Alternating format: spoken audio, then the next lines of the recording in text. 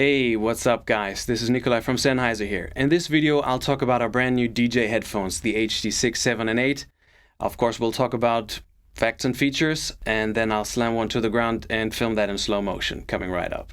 And so here they are. The new DJ line is made up of these three models: the HD6 Mix, the HD7 DJ with a slightly different color and swivel ear cups, and the HD8 DJ is the flagship headphone. You can easily recognize it by the stainless steel pivot ring just right above the ear cup there. All three of them come with these two cables, tethered and straight.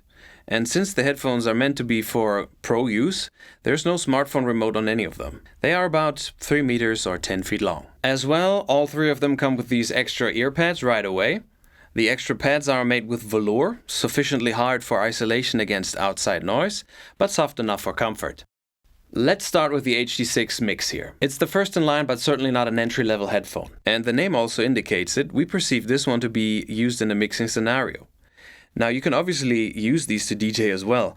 All of these are built very tough to endure a DJ's working environment, which is usually a rough place for a headphone, but it doesn't have the swiveling ear cups. Now about mixing. Some DJs mix more than two sources or records together. Their deck might include synthesizers, etc. So they also engage in tuning the sound of the music. To give you an example, a headphone with a strong bass will usually amount to a mix that doesn't have enough bass when listened to on a different system, because the mixing engineer heard it to be there, but it was just the headphone doing that and not the music. So, it's a 150 ohms headphone. It can take a good load of loudness and will still work on a mobile device when needed. Let's move on to the HD7. Now the HD7 is a DJ headphone all the way at 95 ohms. Close design, of course, accentuated bass and treble, and overall exciting sound impression. The HD7 has those swiveling ear cups that the DJs ask for. The swivels have indentations, so you can feel and hear the clicks at each position easily. Now, if you get confused on which way to move the cups, you can actually tell that this thing has a force. If you move it into the wrong direction, I can easily tell. And just the other direction is much easier. So now if you need a recommendation for very heavy duty DJ gear, try these cans. They leave no demand unanswered. You get the Sennheiser sound and a very durable housing, 2 quality cables, a carrying case, and of course, spare pads. However, if you would like to have the best sound and design available in this series, let's go to the HD8 DJ. Now from the outside, the HD8 has a lot in common with the HD7, but it has this neat little detail: the metal swivel ring. And the frame that links the headband to the ear cups is made of metal as well. I just think it gives the overall look of the headphone a kind of a high-end appeal, but it's also very durable. The main difference to the others is the sound, obviously.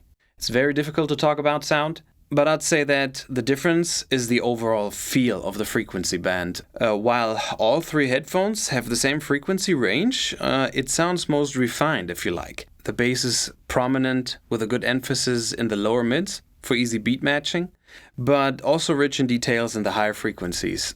When I put on electronic music with deep basses, I could easily hear that extra bit in the bass, which didn't inflate the bass actually, but made it seem not louder, just a good deal deeper. At high volume levels, the HD8, stays clean like you would expect, and that will remain all I will say about the sound, because I would like for you to go judge yourself. So now for something completely different. One of the things that's very much appreciated about the HD25 by Sennheiser is the fact that you can order single parts for it, and still can after years. We will provide the same long-time availability for parts for the entire DJ series as well, just like we have for the HD25s. So if you like growing together with your headphone, parts will always be available to you. And speaking of parts, let's talk about the pads. How do you change those on the headphones? To remove it, you simply pull away from the headphone like this. And don't worry about the sound that makes, that's actually normal. Under the ear pad, you can see these little plastic pieces.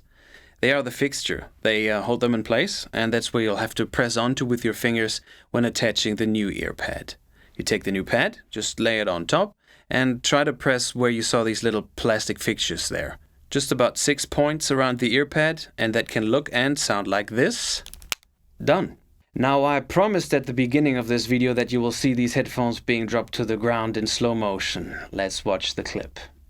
This is a high-speed recording made by our team, who also wanted to see what happens. So we dropped it from about 1.8 meters, that's somewhere around 6 feet, to see what happens, and the result was they're doing just fine, still intact, still working. Right, that's all for now, and if we left something out or you want to leave a comment, you know you can below this video and we'll answer as soon as possible. Thank you for watching, guys. Bye!